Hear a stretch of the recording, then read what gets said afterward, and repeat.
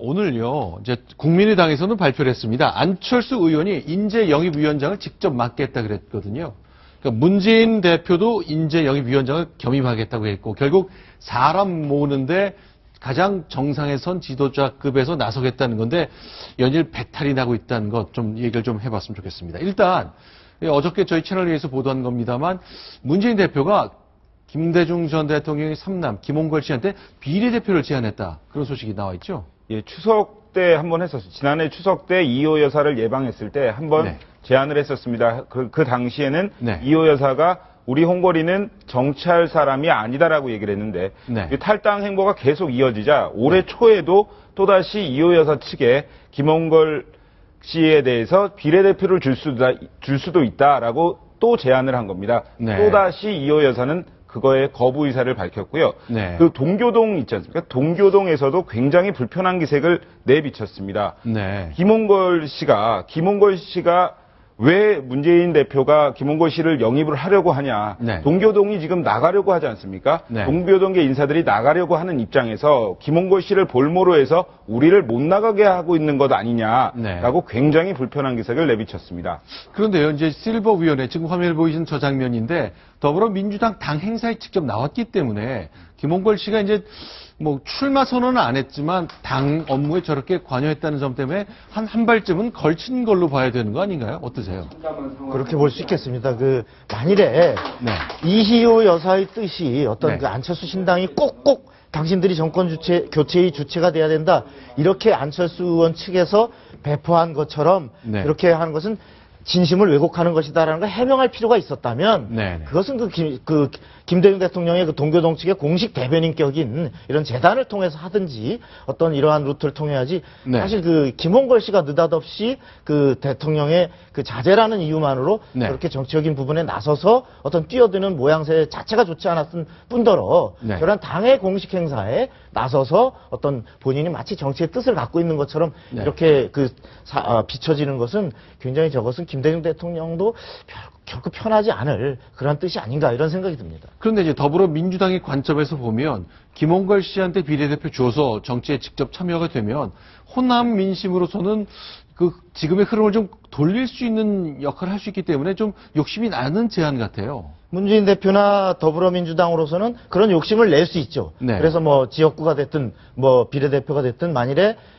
홍걸 씨를 내세운다면 그렇게 호남 민심을 좀 잡아볼 수 있지 않겠나 하지만 네. 지금 김대중 대통령에 대해서 호남 사람들이 가졌던 그 향수와 애정 네. 그것이 곧 2세에게 그대로 이어져서 네. 2세를 잡아놓는 것으로 이 물결을 막을 수 있다고 생각한다면 그야말로 낡은 정치의 소산이고 호남 민심을 너무나 호도하는 것이라고 생각이 되기 때문에 네. 그 부분은 별도의 독자적인 정치적 입지를 다져서 본인이 자력으로 어떤 정치에 입문해야지 저렇게 김홍걸 씨 하나 떡 잡아서 이렇게 한다라면 이것은 상당히 뭔가 본말이 전도된 것 같다라는 느낌입니다. 자, 그럼 이제 안철수 의원의 신당도요, 금요일 날 새로운 인재 영입을 위해서 아주 힘껏 발표를 해놓고 3시간 만에 좀 물르는 일이 있었죠. 좀 난처한 상황이 생겼는데, 그 당시의 장면에 안철수 의원의 모습을 좀 소개해드리겠습니다. 우선 첫 번째로 대한민국 최고의 인재를 모으겠습니다. 먼저 진심으로 사과드립니다. 보다 체계적인 검증 시스템을 갖추어서. 자, 백성 변호사. 네. 그러니까 지난주 금요일 날 5명의 인재를 영입했다고 안철수 의원이 발표했는데 3시간 만에 3명이 다시 당을 나간 거죠. 네, 그렇죠. 그러니까 한 분은 김동신 네. 전 국방장관, 네. 또 한 분은 한수철 전 부장검사, 또 허신행 농림장관이었는데 네. 다들 그러니까 어찌 보면 저분들이 좀 억울할 수도 있어요. 한 분은 기소유예 결정이 나왔고 또 한 분은 어쨌건 돈을 받은 건 인정이 되나 무죄 판결이 나왔고 네. 그런 상황이었기 때문에 저는 개인적으로 생각할 때 이분들 사실 이름 네이버에 한 번만 쳐보면 네. 그러면 이 관련된 얘기들 다 기사로 뜨거든요. 그러니까 이걸 네. 검증의 실패라고 해야 될지 아니면 애시당초 이 부분을 확인을 했으나 이 정도면 제가 말씀드렸던 것처럼 실제로 처벌받은 게 아니기 때문에 네. 이 정도면 괜찮다고 했다가 여론이 너무 안 좋아지니까 네. 즉각적으로 이렇게 취소 결정을 한 건지 잘 모르겠습니다만 그래도 이제 같이 하겠다고 뜻을 모아서 영입을 해놓고 3시간 만에 또 이렇게 다시 돌리는 게 과연 또 옳은 선택인지 관련해서 좀 의문이 듭니다. 자, 지금 화면에 보이는 분 김동신 전 국방장관인데 어떤 일이 있었길래 그런 거죠? 네, 1999년 청와대 북풍 사건 조사 당시에 네. 구명 로비를 했다는 의혹입니다. 그래서 조금 구해달라 이러면서 청와대 행정관에게 100만 원을 전달했던 그런 혐의를 갖고 있었는데요. 법원에 방금 말씀하신 대로 당시 기소유예 결정을 받습니다. 이유는 액수가 작고 공소시효가 끝났다는 것이기는 했는데 어쨌거나 그때 당시에 이런 북풍 사건에 연루돼서 휘말렸다는 것, 그리고 그걸 위해서 구명 로비를 했다는 것 자체가 지금 방금 말씀하신 대로 그 전직 비리 인사는 영입하지 않겠다라는 기준에는 네. 위배되는 것 아닌가 그렇게 봅니다. 한승철 전 부장검사 어떻습니까?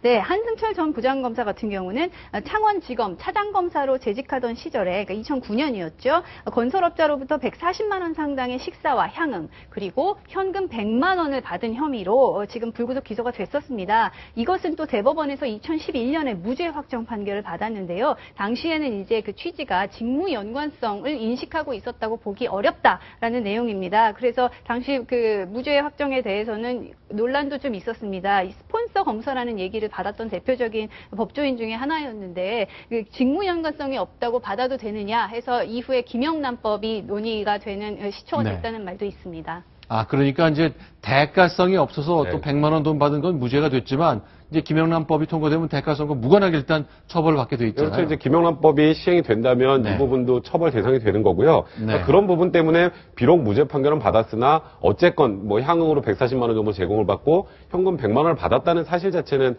사실이기 때문에 이제 그런 게 논란이 됐던 겁니다. 네, 허신행 전 농림장관은 공기업 사장 시절 때 일이죠. 예, 그렇습니다. 두 번이나 부정 채용 논란에 네. 휩싸였던 인물입니다. 1999년과 2000년도에 서울 농수산물 도매시장 그 관리공사 사장을 했었습니다. 그런데 그 OMR 카드 바꿔치기 등의 네. 방법으로 해서 부정 채용을 두 번이나 했고 360만 원을 기업체 돈을 횡령한 혐의도 받고 있었습니다. 자, 그러면요. 이제 본인들은요, 정치를 하겠다. 그러니까 당에서 제안을 받고 들어왔을 것 같은데, 3시간 만에 이렇게 좀 물러나다간 요청을 듣게 되면은 좀 화가 좀 나긴 났겠네요. 저는 그래서 이게 이러다가 혹시라도 이 국민의당에서 인재를 계속 영입해야 되는데 네. 그 제안을 받더라도 좀 주춤하는 사람들이 많아지지 않을까. 제가 아까 말씀해 드렸던 것처럼 이거는 검증 실패라기보다 네. 사실 제가 말씀드렸던 것처럼 인터넷에 이름만 쳐도 이런 내용들이 나오는데 네. 이 정도까지는 괜찮다고 판단하고 영입하지 않았을까라는 생각이 들거든요. 네. 근데 여론이 안 좋아진다고 불러놓은 사람을 다시 내치는 게 네. 과연 일단 이분들 입장에서는 굉장히 단단히 화가 났을 것 같고 앞으로 인재 영입에도 어느 정도 악영을 미치지 않을까 생각이 듭니다. 네. 자, 그럼 저희가 금요일 날 이 시간에 소개를 드렸습니다만 차의과대학 교수죠. 김선웅 교수님은 지난번에 그 위안부 할머니들 관련된 그림 문제 때문에 결국 정치를 떠나겠다는 선언을 했네요. 토요일 날 그런 거죠. 네, 그렇습니다. 네. 처음에는 이제 문제가 없다. 구두로 허락을 받았었다. 이런 얘기를 했습니다. 그래서 이제 당에서도 이걸 인정하고 받아주려는 그런 움직임이 있었는데 이후에 바로 또 그 경기 광주시에 있는 나눔의 집에서 우리가 구두에 허락할 위치에 있지 않다 이러고 재반박에 나서게 된 거죠. 네. 그런데다가 이거 외에 또 다른 의혹들이 불거집니다. 네. 예를 들면 그 스승의 날에 김 교수가 100만 원을 걷어서 상품권으로 달라 했다. 이런 얘기가 나오는가 하면 네. 또 뭐 미술치료사 자격증 프로그램 참여를 강요했다. 이런 의혹들이 계속 불거지니까 네. 결과적으로 내려놓겠다고 그냥 손을 떼는 모양새가 됐는데 본인이 이렇게 선택한 것이 아니라 결과적으로 당에서 너무 부담을 느끼고 이것도 역시 결과적으로는 내려놓은 게 아닌가 이런 분석이 나옵니다. 알겠습니다. 자, 이제 야권에서 영입이 계속 좀 삐걱거림이 좀 들렸는데요. 여권이랑 크게 다르지 않습니다. 오늘 오전 발표부터 저희가 좀 하나씩 점검해 왔으면 좋겠습니다. 자, 여당 얘기로 넘어가겠습니다. 자, 순위 확인하고 돌아옵니다.